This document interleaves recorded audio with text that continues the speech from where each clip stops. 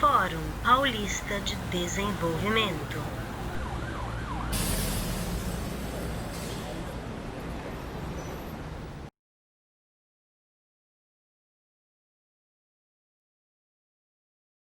Nós passamos, em seguida, a uma área que é estratégica, o motor da economia brasileira, que é o agronegócio. Nós temos a presença de um dos melhores experts, professor, não só de agronomia, de economia, mas um profundo conhecedor do agronegócio brasileiro, doutor Roberto Rodrigues, e um grande cooperativista. Então, com a palavra, o doutor Roberto Rodrigues. Governador, muito obrigado pela oportunidade de trabalhar sob o seu comando, mais uma vez. Uma alegria estar com o senhor aqui, tão próximo, ainda aqui no éter. Governador, vamos falar um pouquinho sobre o agronegócio brasileiro para colocar São Paulo nesse cenário, não é? O agronegócio brasileiro representa hoje 23% do PIB nacional. É o setor mais importante da área econômica brasileira. Mais do que isso, é o único setor que tem um saldo comercial positivo. Nós estamos sempre exportando muito mais do que importamos, enquanto que os demais setores têm um saldo negativo. Agora que o saldo do país como um todo só é positivo graças ao agronegócio. E também é o setor que emprega praticamente 20% de toda a mão de obra brasileira formal, fora a informal, que não vamos contar aqui agora.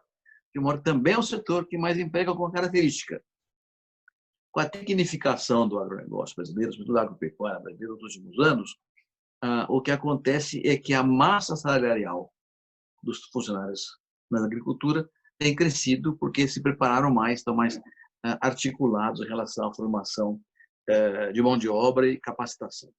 Então, é um setor realmente importante economicamente, socialmente e, sobretudo, na área das exportações.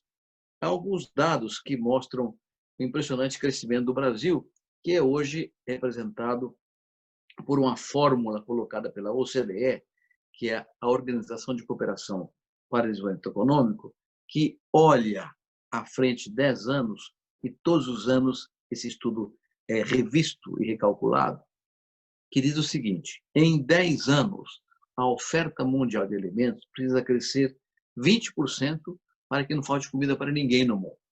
Em 10 anos, a oferta mundial de alimentos tem que crescer 20%. Parece fácil, mas não é.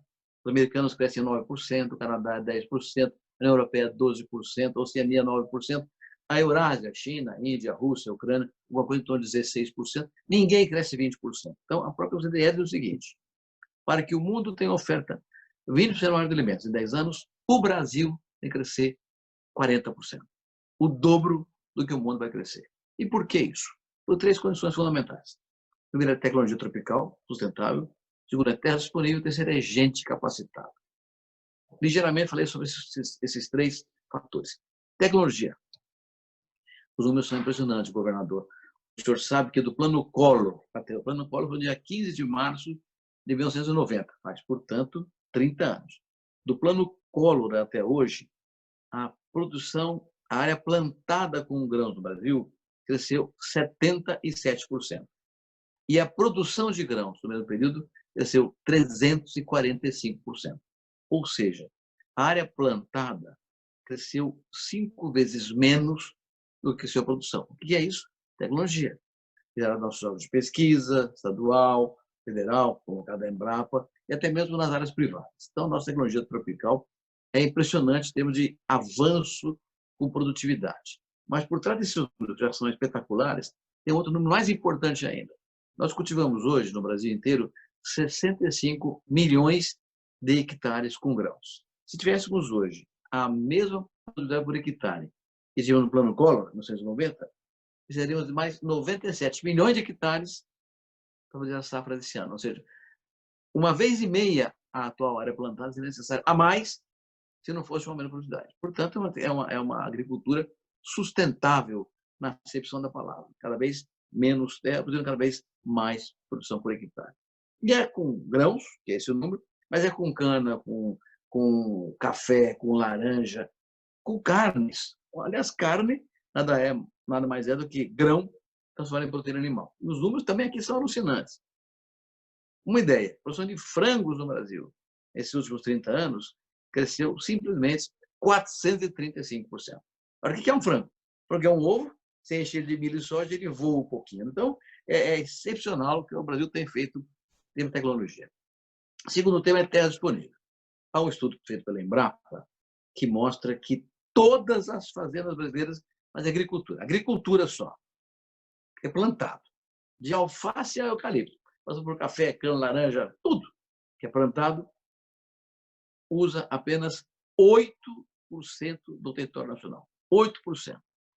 E as pastagens produzem carne de vaca, carne de ovelha, que produz também leite, tudo que é produzido nas pastagens ocupa mais 21% do território nacional.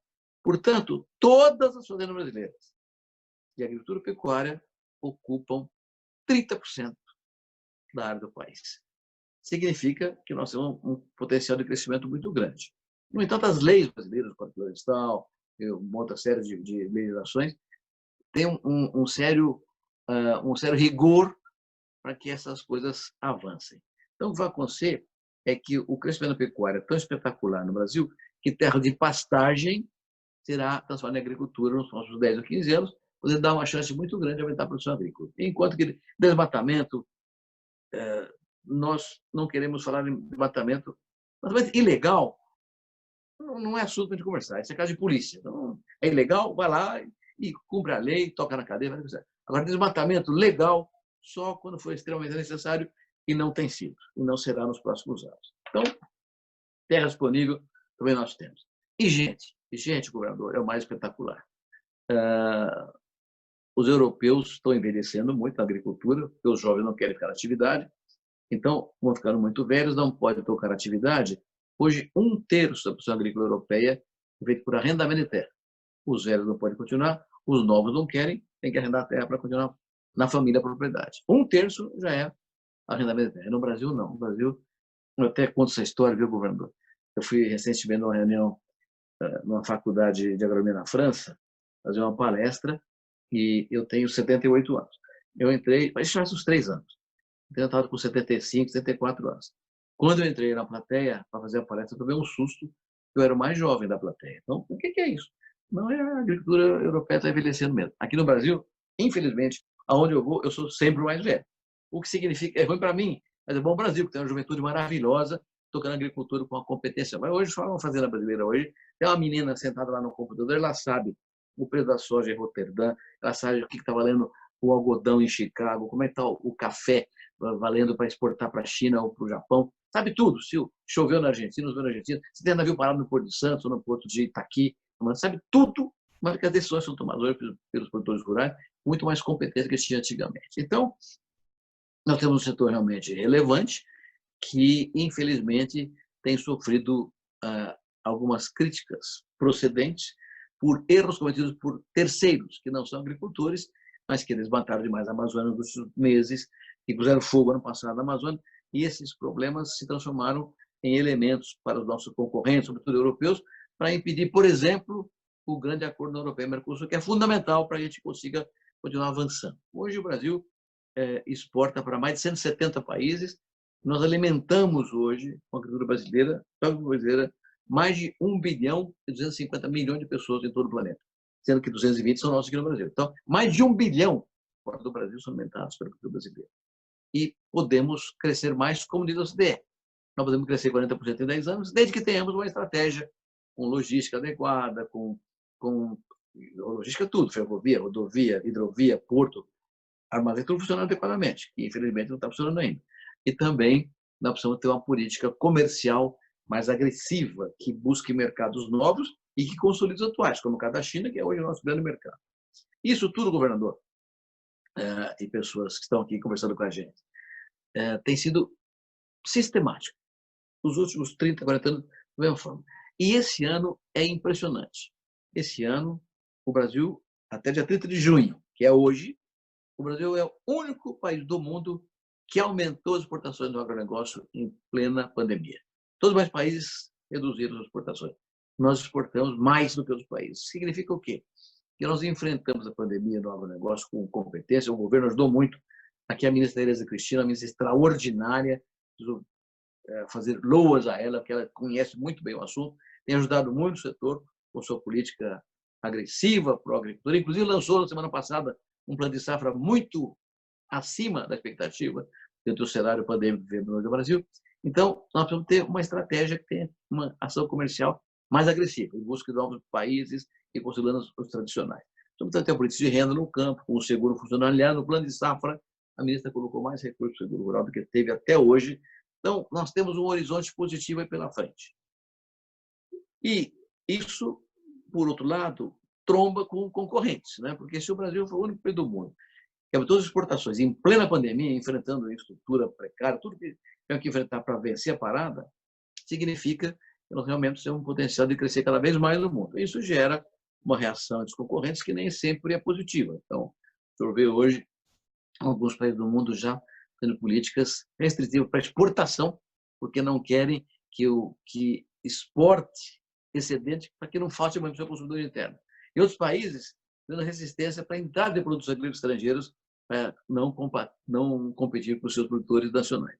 Então, isso vai mexer com o comércio global, nós temos que estar muito atentos a esse processo todo, para não perder de vista as oportunidades que estão crescentes e também mitigar os riscos que vão surgir claramente com essa nova postura comercial que hoje varre o mundo todo ao sabor da pandemia e dessa concorrência terrível que está, inclusive, criando essa dificuldade em relação ao acordo União Europeia e Mercosul.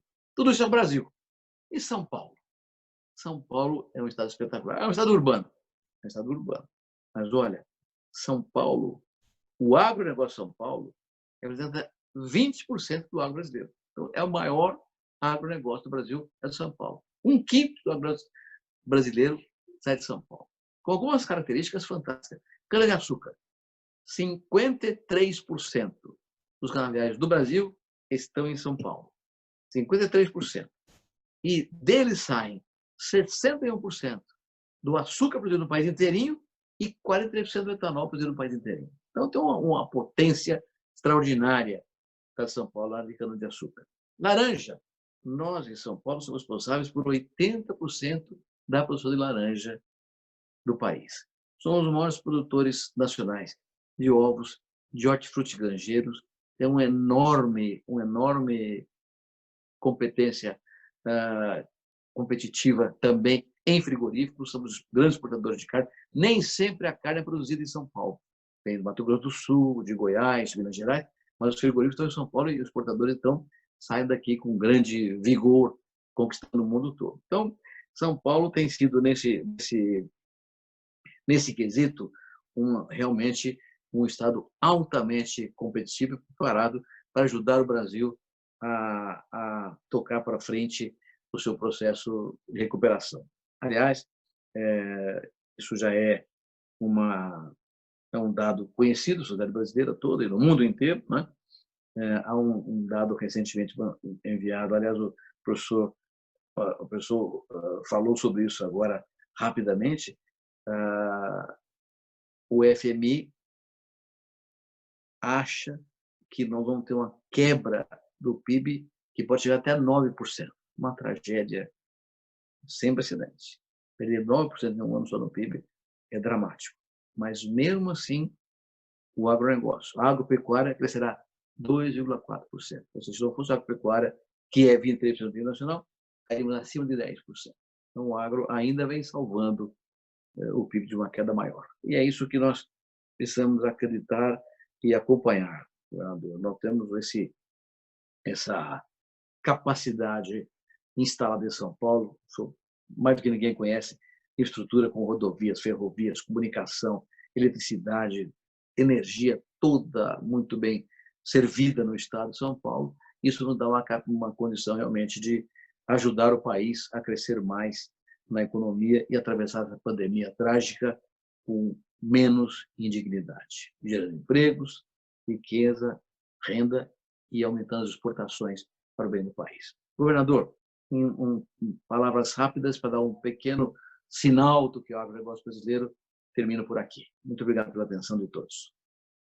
Agradecer ao ministro, nosso querido professor Roberto Rodrigues. Aliás, um dos pouquíssimos laureados com a medalha Luiz de Queiroz, que em mais de 110 anos da Escola de Agricultura foi muito criteriosa e muito justa na homenagem com a medalha Luiz de Queiroz, e que destacou bem a importância de, ainda mais agora com o câmbio, a moeda desvalorizada, o grande potencial de exportação e a importância dos acordos comerciais para a gente poder expandir ainda mais, gerando emprego, né, que é o que interessa, emprego e oportunidade no Brasil.